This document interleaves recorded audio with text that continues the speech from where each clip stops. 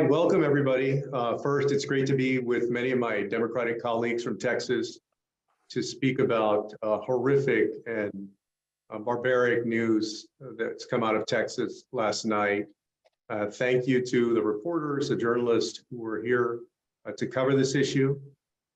Yesterday, of course, we learned last night that a state trooper sent in what looks like an official email details about Operation Lone Star and directives by DPS leadership to not allow migrants, even those who may be struggling to survive in the water, perhaps on the verge of drowning, not help them, to push them back towards Mexico in the water. And there was reporting on children and even a pregnant woman who was caught up in all of this.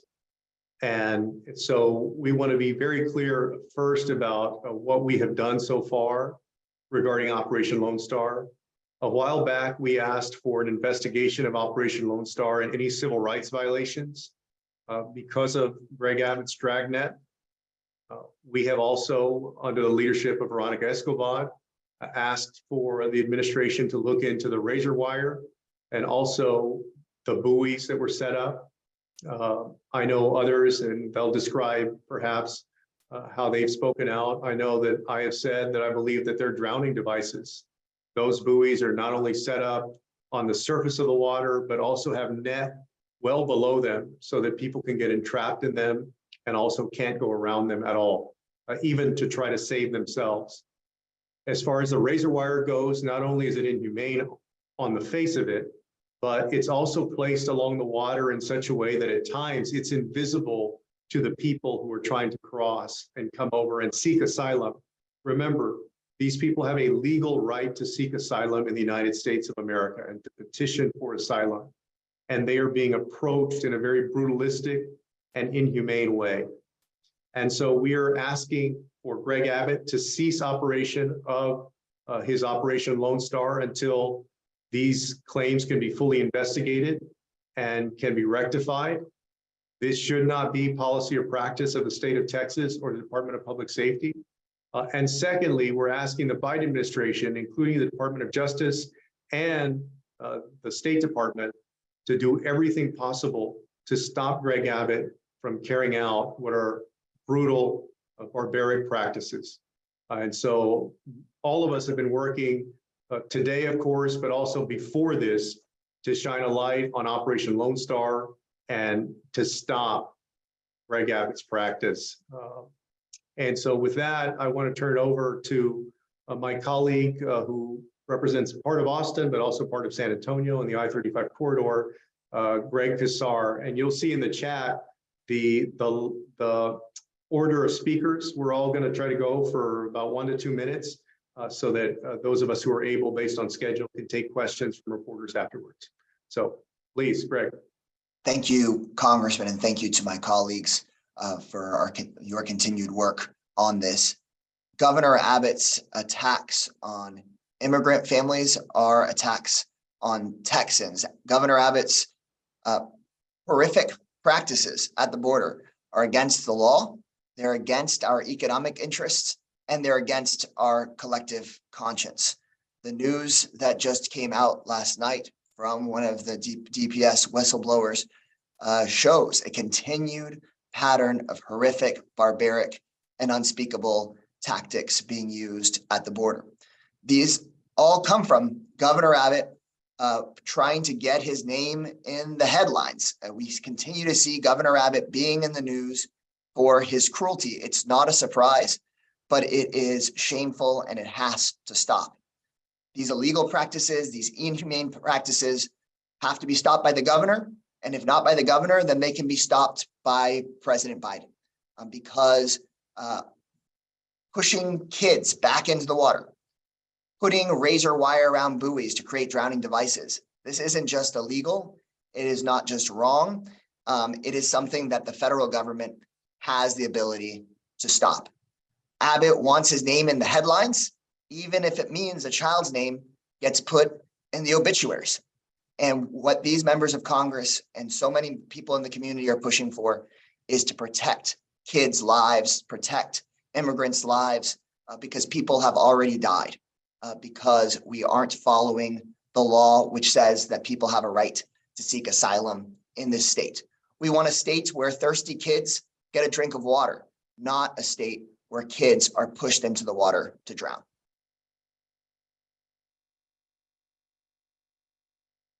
Thank you, Greg. And next we'll hear from Border Representative Henry Cuellar, whose hometown is Laredo, but whose district also goes up to San Antonio. Henry. Thank you, Joaquin, and thank you for putting this together. And I want to thank all my colleagues for being here. I sit as the ranking member on Homeland Appropriations, and my position has been very clear over the years. We need to have border security, but at the same time, we need to respect the rights and the dignity of the migrants that are trying to come into the U.S. One of the things we've asked the state, and I've asked the federal government, are we coordinating with the state? And it looks like the state is going solo on this, not coordinating with Border Patrol, not coordinating with anybody. They're just doing everything solo. As an example, on the buoys themselves, I was sitting down because, by the way, for the folks who are interested in the International Boundary Water Commission, we gave them the largest increase while they're cutting funding. We gave them funding so they can do more. So I was talking to Dr. Jenner, who runs the International Boundary Water Commission, and I asked her, have you talked to the state? Because there are some concerns, and there's concerns that as you put those buoys, the border could actually change. The boundary can change depending on how long it's there, or if you have a flood. I know where to drop, but if you have a flood, that could cause some problems there. And even Border Patrol has said that they are concerned that if they have to jump in the water to save somebody's lives, if there's wire or there's buoys up there, that could interfere with their work. So the problem we have is that the state is not cooperating or working or coordinating at all with the federal government. They're going solo on it. And I certainly stand with my colleagues to make sure that we find out exactly what's happening. Again, we want to see border security, but at the same time, you got to treat the migrants with respect and dignity. Thank you, Henry. Next is also a Congresswoman who represents the border up in El Paso, and that's Congresswoman Veronica Escobar. Thank you so much, Representative Castro. A few points that I think are really important for folks to make, and to understand, and I associate myself with the remarks of my colleagues. I mean, this is incredibly horrific, inhumane. Greg Abbott's policies and practices actually hurt people, actually cause people significant harm and even death. But I think the context here is really important. When Donald Trump was president, and we know that Donald Trump used cruelty as public policy, even his Department of Homeland Security rejected the use of buoys because they knew how deadly the policy and practice would be. And so Greg Abbott is using a policy and practice that was rejected by one of the most anti-immigrant, inhumane presidents of our lifetime. Secondly, for context, it's important to recognize apprehensions and encounters at the border are down by 70%. So it is, regardless of whether we are seeing historic highs or historic lows, that doesn't matter to Greg Abbott. This is all part of his effort to engage in the most cruel way with immigrants and against immigrants. Third, all of these practices do not make an impact on whether or not migrants choose to cross. It is absolutely not a deterrent. All it does is it makes the situation more dangerous and deadly. And it is a waste of resources. All of Greg Abbott's use of Operation Lone Star of Texas National Guard. I have seen and spoken to National Guard members basically who are whose resources and time and energy are being wasted by the governor. And then finally, I think it is really important to emphasize that this doesn't just put migrants at risk, It also puts our CBP officers at risk. They frequently have to engage in life-saving operations. And so Governor Abbott is not just putting migrants at risk and in the way of potentially deadly harm, but he's doing the same to federal law enforcement like Border Patrol. Again, thank you so much, Representative Castro, for bringing us together. Thank you, Congresswoman. Next, we have a member of Congress who represents a part of the heart of Houston, Texas, and has been active on these issues a lot over the years, and that's Sheila Jackson Lee. Let me thank you very much, Representative Castro, for this very vital and important representation of the unity of our delegation. And I associate myself with my colleagues, both in terms of affinity for human being and human life, but also the understanding of jurisdiction. Let me be very clear. The jurisdiction of immigration is a federal constitutional grounded responsibility. It is the responsibility of President Joe Biden and his administration, and he has taken that responsibility seriously, even investing in high-grade technology in order to help secure the border. But what has happened is that this governor has acted with impunity without anyone assessing how dangerous his actions are. And I think it is worth noting that border states like California, New Mexico, Arizona have not taken to this kind of very dangerous action. $4 billion already expended for this out-of-state funds.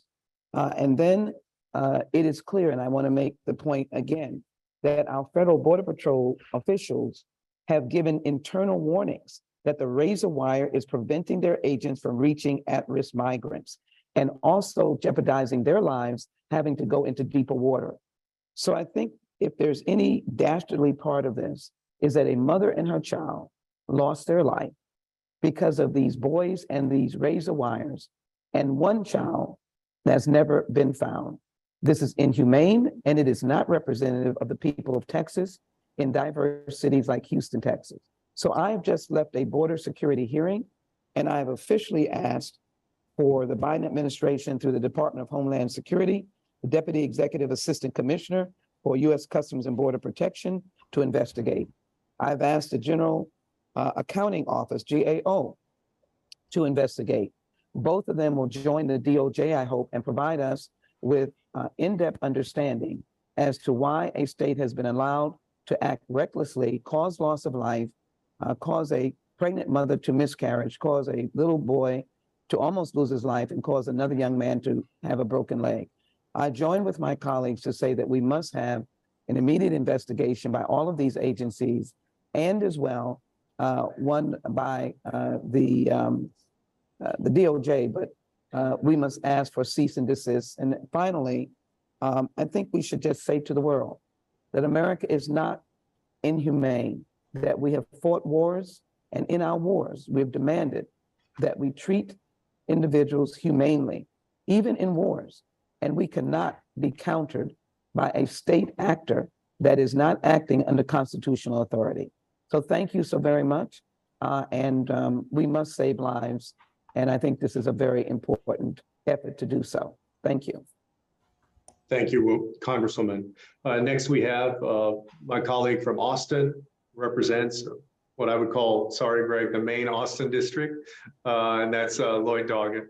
Thank you so much, Joaquin.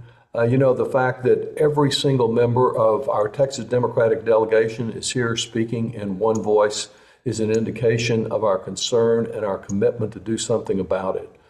Greg Abbott's border policy has achieved a new level of inhumanity.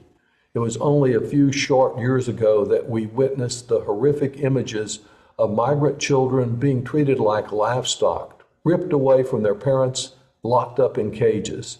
To discourage immigration, the Trump administration literally tore babies from their moms' arms.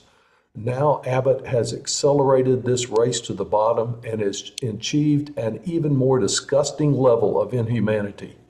Denying water to those suffering dehydration in this Texas heat, creating hidden traps to catch them in the middle of the Rio Grande, pushing small children and nursing babies back into the river, all of this represents a new despicable low.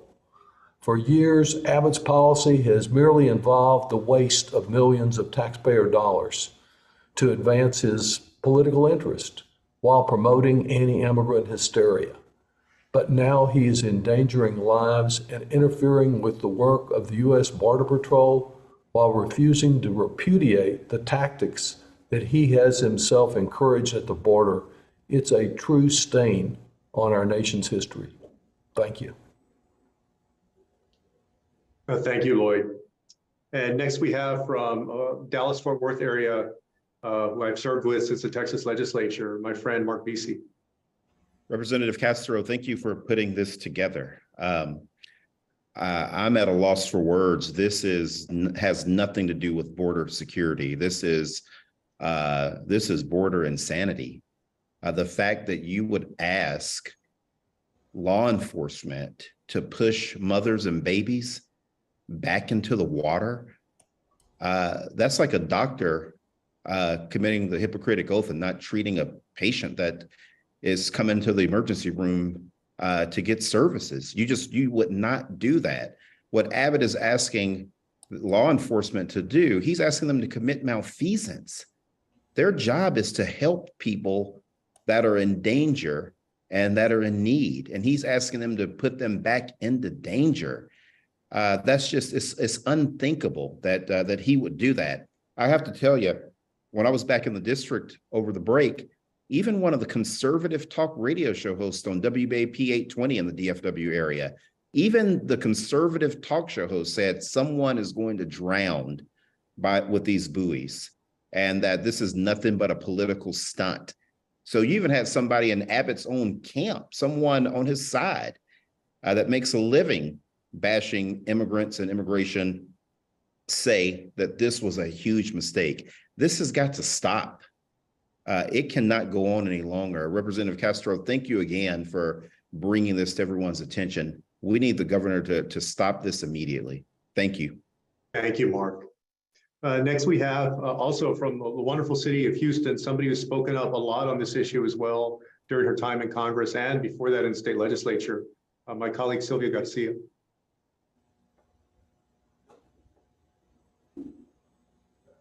No, I think you're muted, Sylvia.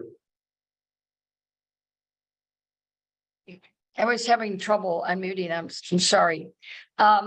First of all, Joaquin, thank you so much for bringing us together. And I want to repeat something that my colleague and friend Lloyd Doggett said. The very fact that all of us are together, unanimous, speaking together in one voice, surely should tell people that this is not a Texas value. This is barbaric and inhumane, and simply, it's evil. Governor Abbott's heartless anti-immigrant policies prey on vulnerable children who are seeking lawful asylum in the United States. These extreme MAGA Republicans are following Trump's extreme anti-immigrant agenda by putting the lives of children at risk. We are going from Trump's caging to Abbott's trapping of children. I mean, we're getting worse instead of better. And it's shameful that our governor is the one that's leading the pack. Today's reporting of this barbaric activity against our migrants, including attempting to drown babies, deserves to be investigated by the federal government. And I call on the Department of Justice to investigate these cruel actions toward migrants. Razor-wired barrels in the river, pushing children back into the river and denying water during extreme heat acts are just deliberate acts of torture. It goes against everything that we have ever been taught as Texans, and it goes beyond politics and crosses the line into human rights violations. I would call on the United Nations to look at this. I have not, quite frankly, seen other countries even do this. And as we've seen and heard from reports, the Mexican government is already looking at this because, as my colleague, Representative Cuellar mentioned, it could be changing boundaries. It could be, it's against international treaties and border agreements. So these boys by the governor will not really stop crossing the crossings at the Rio Grande. Instead, they'll pose the danger that Representative Escobar spoke about to the agents and increase the drowning for our children. So people need to remember, you can talk border security, you can talk, detention, you can talk about all that stuff, but all of that in the end, it's just hogwash. This is about children. The children who could be your very own little children, your nieces, your nephews, your child next door, your grandbaby. We're talking about children. And I think Greg Abbott needs to ask himself, what would Jesus do? I think Jesus would just be embarrassed and find this very shameful. And Governor Abbott needs to stop this policy now and move with it, with working together and in coordination with the federal government, if he truly believes that he wants to work on immigration, because what he's doing is just something that is not pro-life, but pro-death. Thank you, and I yield back. Thank you, Sylvia. Next, we have a freshman representative from Dallas, who's been an incredible voice since she arrived not too long ago, and that's my colleague, Jasmine Crockett. Jasmine. Thank you so much. It's interesting because especially in this chamber, we talk a lot about the crisis at the border. And it is always so interesting when I have my colleagues from the other side of the aisle that want to tell me about what's going on in my home state of Texas, that I know a little better than most of them, even though they've only had 1 or 2 field trips to the border. So I will say this, there is a border crisis that exists in the state of Texas, and that border crisis that exists is known as Greg Abbott. Let me run down the facts and the reasons why we have a crisis known as Greg Abbott at our border. We can start with the migrants that I've not forgotten that lost their lives, the over 50 migrants that were attempting to cross the border in a truck and lost their lives. That was under Greg Abbott's watch. We also can talk about the millions of dollars that were wasted and lost when he decided he was going to stop every single truck at the border because he thought that that was a good idea. And so we ended up having less food on our shelves. That was under his watch. We can also talk about just the countless people that were arrested under Operation Lone Star. And when Operation Lone Star was initiated, I was serving in the Texas House. I had a number of hearings on Operation Lone Star. And let me be clear, taxpayer dollars are being spent and wasted every single day on these failed experiments under this multi-time loser governor that we have. So the only crisis that I see at the border is known as Greg Abbott. And I'm not going to handle him with kid gloves because honestly, he's not handling anybody else with kid gloves. My colleagues are so nice, and it's probably because I'm a freshman that I'm not as nice. I'll get there one day. But as far as I'm concerned, as a former criminal defense attorney, what he is doing is criminal. If I was to push a child down into water, I can guarantee you I would be arrested. If I was to order someone to push someone into water to the extent that they may drown, I would be arrested. What he is doing is criminal. There are no excuses. We don't have laws that say if someone is an immigrant, then their lives don't matter and you can commit criminal acts against them. That is not what we do in this country. We are supposed to operate under the rule of law. And we hear from our colleagues on the other side of the aisle all the time how they are all about being rule makers and not rule breakers. But to be honest, the only thing that I've seen out of this party recently is that they are lawless and they are constantly breaking the law. And so he wants to be the next Trump. Well, let me tell you, just like Trump is multi-criminally indicted, I need some indictments to start rolling in for this governor because there is nothing that makes this excusable. And I don't care who it is. You are not allowed to do things that can potentially cause the death of another and then just go away and run scot-free. With that, I yield. Thank you. Thank you, Jasmine. Next, we have also from Houston, somebody who has been an incredible conscience of this delegation in this Congress, and that's Congressman Al Green. Thank you, Congressman Castro. This is unbelievable. When I first heard it, I didn't believe it. And I did make an inquiry, and I had staff to get me an article from the Houston Chronicle because I could not believe that this could be validated. The article is styled exclusive. Texas troopers told to push children into Rio Grande, deny water to migrants. This is what the records say. I've read the article, and much of what my colleagues have said has been covered with this article. And I'd like to just mention something that the trooper, who is alleged to have sent this information to various news sources, what this trooper has said. This trooper has said, due to the extreme heat, the order to not give people water needs to be immediately reversed. And then he goes on to say, I believe we have stepped over a line into the inhumane. I absolutely believe we have done this. This is dastardly. This is inhumane. This is the kind of thing that would cause us to become the people in the world who are most looked upon with disdain. We don't want that image. It's important for us to speak truth to power on this. And the truth is, the governor is unfit to serve. He's unfit. No person with an ounce of decency would do what this is indicating should be done. If this is true, and I still don't really believe that is true, to be quite candid, but if this is true, articles of impeachment ought to be brought against this governor. He is unfit to hold any office of public trust, especially one as high as being governor of the state of Texas. You don't do this. Children are at risk. Babies. Governor, you have made a mistake. If this is true, you've crossed a line and you ought not continue to serve. I'm going to yield back my time after saying one more thing. Friends, the Department of Justice should get a letter from all of us. We should sign that letter. Mr. Castro, I respect your leadership. If you write it, I'll sign it.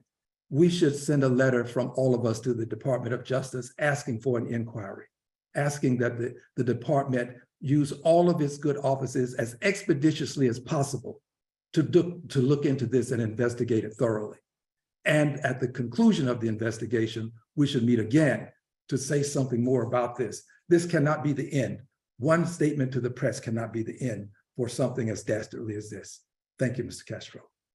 Thank you, Al. And next we have our Democratic Caucus chair, who's been such a strong voice in Congress and has demonstrated wonderful leadership of our caucus. And that is Colin Allred from Dallas. Well, thank you, Representative Castro, for doing this. I thank my colleagues for joining. When I read this account, I thought of my own Christian faith, and Matthew 25:40 came to mind. Truly, I tell you, whatever you did for one of the least of these brothers and sisters of mine, you did for me. And I thought of my grandfather, who was a customs officer after serving the Navy and fighting in the Pacific, and we're in Brownsville, where my mother and my aunt grew up. And I know my grandfather would have never carried out any such order as what has been described in these accounts. And I refuse to believe that this is who we are as Texans or as Americans. I know it's not, because if it was, then my story would not have been possible. If this account is true, this is inhumane and completely unacceptable. And it's also true that it does not have to be this way. We can uphold our immigration laws and secure our border without resorting to these barbaric and cruel tactics. Too often we've seen, particularly Texas politicians, want to turn to cruelty and use our border communities as a convenient political backdrop or a talking point to divide us. But as I said, it doesn't have to be like this. There's another way. Instead of these inhumane tactics that don't represent our American or Texas values, we know that there is, yes, a bipartisan blueprint that we can work towards for immigration reform, one that can surge resources to the border so the Border Patrol can do their jobs, one that ensures that our border communities can thrive and that our economy can grow, all while migrants are treated with respect and consistent with our values. because this is being done as Texans in our name as well. And I can't accept it. So with my colleagues, I know at the federal level here, we will do everything we can to get to the bottom of this, to understand what is actually happening. We have already sent communications to the administration about what's happening here at the border and about the governor's actions. But it's obvious that more needs to be done and done soon. And Representative Castro, I want to thank you for your leadership in particular on this, as well as my other colleagues. No, thank you, Colin, and thank everybody so much. We're going to take a few questions. I know some folks may have to drop off, but there'll be some of us here to answer them. This should take no more than about 10 minutes because I know all of us are going to go get ready to vote. Before we get started, a few things. Trey Martinez Fisher, who is the Democratic Caucus Chair of the State House Democrats, let me know that he's in Washington today and has addressed this issue with Julie Chavez Rodriguez, who of course was in the administration, now is the president's campaign manager. So we're taking every opportunity, not only at the federal level, but also State House legislators, Democrats, to address this issue with President Biden's administration. So with that, let's go ahead and get started. We have our first question from Rafael Bernal of The Hill. Rafael.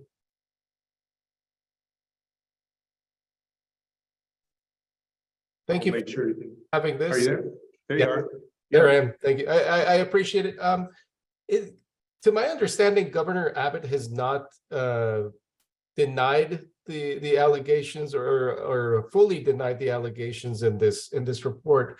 And it's entirely possible that he does stand to benefit politically if the allegations are understood to be true, whether they are in fact true or not. The point is that cruelty could help him politically.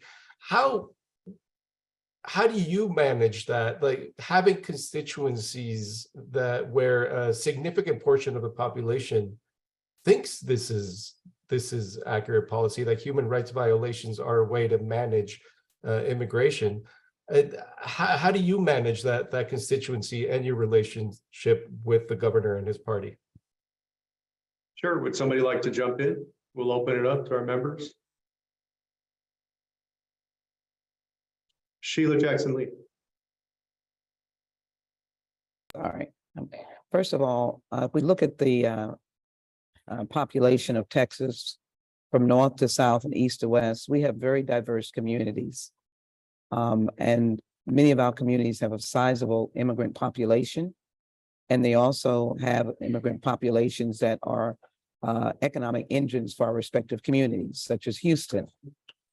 And I don't think that it is difficult to explain that there is a distinction between the issue of legal and illegal entry and the concern about that versus absolutely abominable, inhumane practices.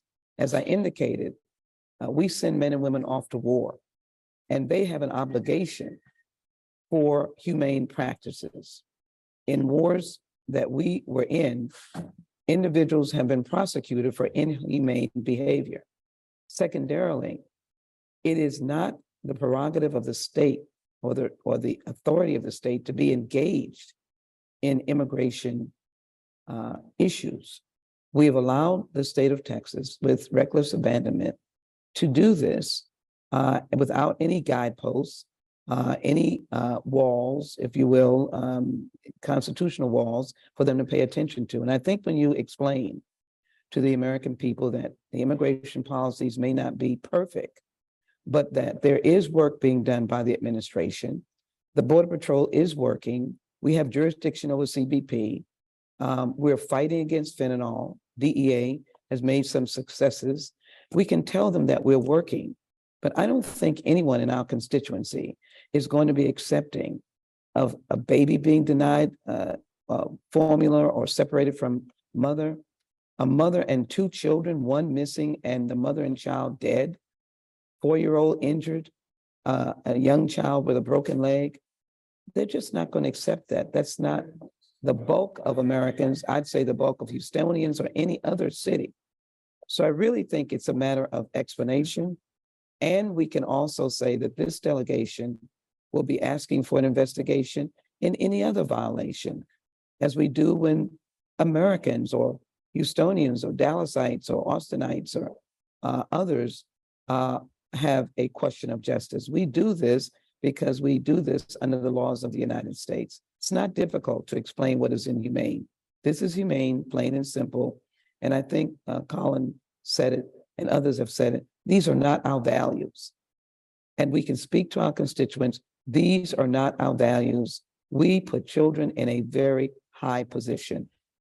And so when children are harmed, we are harmed. All right, any other of my colleagues on this one? Yes. How about Al Green, and then we'll take the Yes. next question. Al? Thank you. Mr. Castro, Congressman, this is a level of inanity that borders on insanity. It really is. It's hard to imagine a person being as heartless as to issue some sort of mandate to push babies and children back into the water. I want to have a relationship with the governor, but I don't want to have a relationship at the expense of human life. I can work with people, but I'm not going to put working with a person above the need to protect human life. This is about human life. We've got to protect human life. I stand where I stood earlier. He should be impeached. I know that this is a function of the House and the Senate in Texas, but I am a person who can at least recommend and commend that he be impeached. Thank you, Congressman. We'll take our next question from Ted Hessen of Reuters. Ted. Hi, all. Thanks for having the call. I'd just like to know, what specifically would you like the Biden administration to do right now? They have quite a few different levers they could take to try and stop Governor Abbott from what he's doing. What should they do right away? And then also, are you asking for Governor Abbott to just completely stop Operation Lone Star, or just the aspects that were cited in this report? I guess let me start with that one. I think for a long time, we have believed, even before this news, that Operation Lone Star was misguided, was in many ways an abuse of state funds. But this piece of information and these facts are obviously especially troubling. So at a minimum, he should cease operations on the Rio Grande with the razor wire, the buoys, and so forth, until a full investigation is complete on what practices and policies are being carried out there, and what lives, not only the lives of migrants, but also the lives of DPS troopers and CBP officers whose lives may be at stake because of Operation Lone Star and how it's being conducted. As far as the Biden administration goes, well, first, the Department of Justice, I would hope in short order, would conclude and put out the results of its investigation into civil rights violations of Operation Lone Star. Second, I hope that the Department of Justice issues a cease and desist order to Governor Abbott on Operation Lone Star, particularly the activities on the Rio Grande.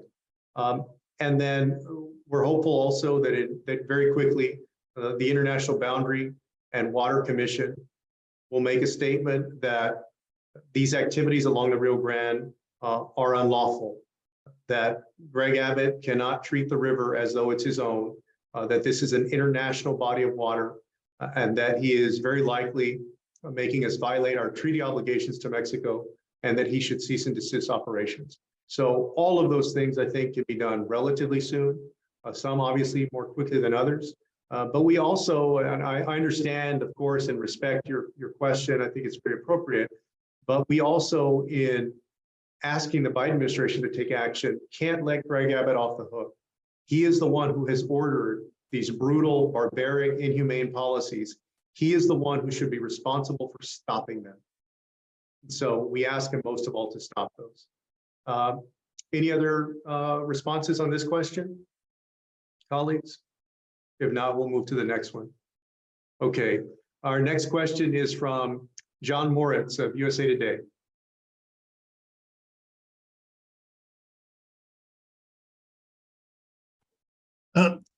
Thanks for calling me. This follows up on the last question. Couldn't the president just simply say, "Hey, this is the federal government's obligation. You're using an international river, you're on federal properties, stay in your lane, Governor, and then kind of take action rather than just calling on the Justice Department to do this or do that. Can't the president just step right up and kind of break his silence on this thing? Folks want to answer that one? Sheila, Sure. and then Lloyd. Yep. That's exactly the point that I was making. Immigration, period, is a federal responsibility. This is a conflict that we've had, but seemingly more pointedly with the state of Texas and the state of Florida in particular. Florida violating all rules of humanity, along with Texas, and busing persons not knowing where they're going to cities, not expecting these desperate people, even to the extent of in the dark of night, in the freeze, putting these people at the doorstep of the Vice President of the United States. I do think it's important to assert America's values and, in essence, our Constitution about equal protection of law, due process, along with the executive power under Article 2, that this is the authority, immigration is the authority of the executive and of the federal government. I think that would be both a reasoned and defendable position that the president could take. There are federal funds that Texas is dependent on. Some of its prosperity is based upon the enormous amount of federal funds that got through the American Rescue Act. So then it takes $4 billion out of its rainy day fund or more. I think it's more at this point to use it. The other point is the National Guard.